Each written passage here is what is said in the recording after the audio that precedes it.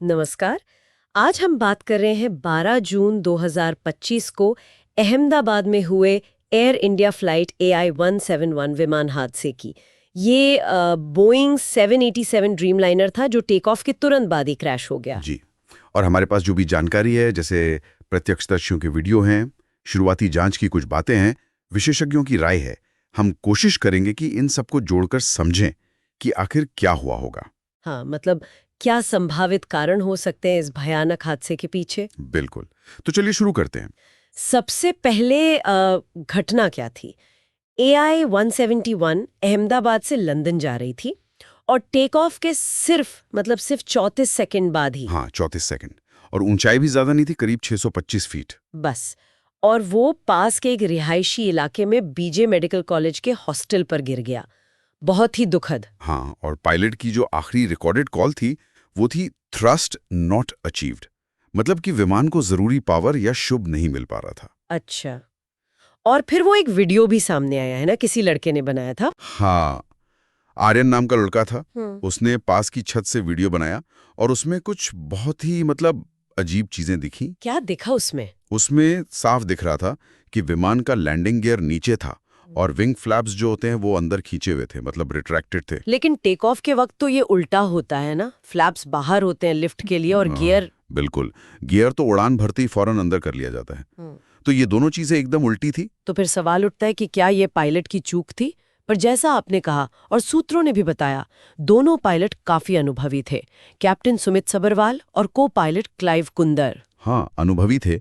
और देखिए, 787 ड्रीमलाइनर जैसे मॉडर्न विमानों में तो कई तरह की चेतावनियां होती हैं, सिस्टम्स होते हैं जो ऐसी गलतियों से बचाते हैं। तो सिर्फ पायलट एरर थोड़ा मुश्किल लगता है मानना। तो फिर और क्या हो सकता है? ज्यादा संभावना इस बात की लगती है कि शायद विमान में अचानक पूरी तरह से पावर लॉस हो गया हो। मतलब दोनों इंजन एक साथ फेल हो गए हों। थ्रस्ट नॉट अचीव्ड वाली कॉल भी इसी तरफ इशारा करती है। हाँ, बिल्कुल। और आरएन के वीडियो में विमान के नीचे एक छोटी सी चीज दिखने की बात भी कही जा रही है। हो सकता है वो रैम एयर टरबाइन यानी RATO। RAT वो क्या होता है? वो एक छोटा सा टरबाइन होता है। अगर विमान के सारे पावर सोर्स फेल हो जाएं, मतलब टोटल ब्लैकआउट जैसी स्थिति हो, तो वो अपने आप बाहर निकल आता है और हवा के दबाव से घूमकर थोड़ी इमरजेंसी बिजली बनाता है। अच्छा। और वो जो एकमात्र यात्री बचे थे, विश्वास कुमार रमेश, उन्होंने भी तो कुछ ऐसा ही कहा था, कोई धमाका और लाइट्स का टिमटिमाना। हाँ, उन्होंने क्रैश से ठीक पहले एक तेज धमाके जैसी आवाज सुनने और लाइट्स के फ्लिकर करने की बात कही है। ये बिल्कुल मुमकिन है कि ये RAT के खुलने और पावर लॉस के संकेत हों। तो अगर दोनों इंजन फेल हुए तो सवाल ये है कि क्यों?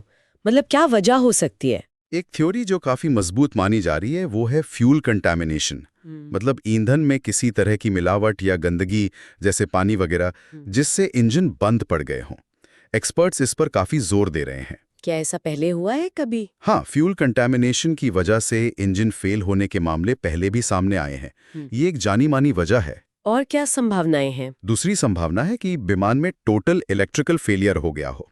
शायद बैटरी में या स्टार्टर जनरेटर में कोई बड़ी खराबी आ गई हो, जिससे इंजन का जो इलेक्ट्रॉनिक कंट्रोल सिस्टम है उसी ने काम करना बंद कर दिया। ओह। और याद होगा 2013 में ड्रीमलाइनर्स को बैटरी की समस्याओं की वजह से ग्राउंड भी करना पड़ा था कुछ समय के लिए। हाँ हाँ, याद आया। तीसरी संभावना है कोई गंभीर मैकेनिकल खराबी।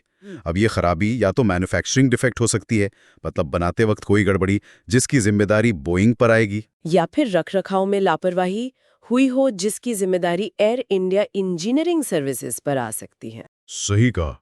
और ये भी सुनने में आया है कि इसी विमान VTANI में पहले भी कुछ दिक्कतें आई थीं। हाँ, ये बात भी सामने आई है। नवंबर 2021 में इसी विमान में फ्यूल लीक हुआ था और उसकी टर्की में इमरजेंसी लैंडिंग करनी पड़ी थी। और तो और क्रैश से ठीक पहले जो उसकी दिल्ली से अहमदाबाद की फ्लाइट थी, उसमें भी कुछ यात्रियों ने शिकायत की थी कि AC और एंटरटेनमेंट सिस्टम ठीक से काम नहीं कर रहे थे। ये तो वाकई चिंता की बात है, मतलब एक पैटर्न सा दिख रहा है। बिल्कुल। और मामला सिर्फ एयर इंडिया या इस विमान तक ही शायद सीमित ना हो। देखिए, बोइंग कंपनी और खासकर उनके 787 ड्रीमलाइनर की मैन्युफैक्चरिंग क्वालिटी पर पहले भी बहुत गंभीर सवाल उठते रहे हैं।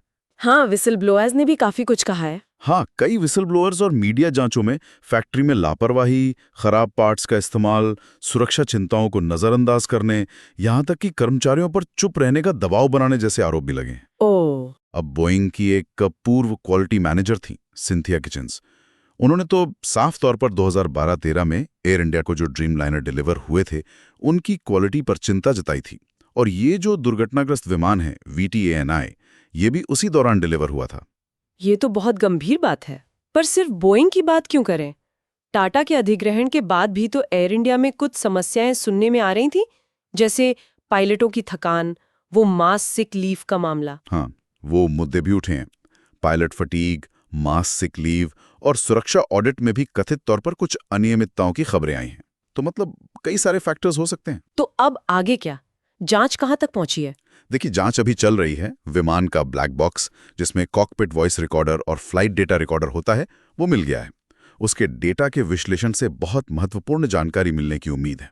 और इसकी कोई रिपोर्ट वगैरह कब तक आएगी? अंतर्राष्ट्रीय नियमों के हिसाब से दुर्घटना के 30 दिनों के अंदर, यानी लगभग 12 जुलाई तक, एक शुरुआती जांच रिपोर्ट आनी चाहिए। ठीक है।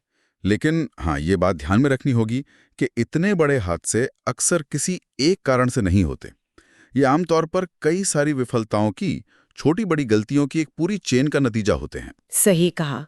जब हम इन सारी कड़ियों को एक साथ जोड़कर देखते हैं, विमान का अपना इतिहास, बोइंग पर लगे आरोप, एयरलाइन की अंदरूनी चुनौतियां, तो ये किसी एक चूक से ज्यादा शायद सिस्टम में कई लेवल पर मौजूद कमियों की तरफ इशारा करता है। बिल्कुल। और ये हमें सोचने पर मजबूर करता है कि जब हम अपनी जान, अपनी सुरक्षा इतनी एडवांस टेक्नोलॉजी के भरोसे छोड़ते हैं, तो उसको बनाने से लेकर चलाने और संभालने तक हर कदम पर कितनी ज्यादा जिम्मेदारी, कितनी पारदर्शिता और कितनी जवाबदेही की जरूरत है। ये सवाल सिर्फ एविएशन इंडस्ट्री के लिए नहीं, बल्कि तकनीक पर हमारे भरोसे के लिए भी बहुत जरूरी है।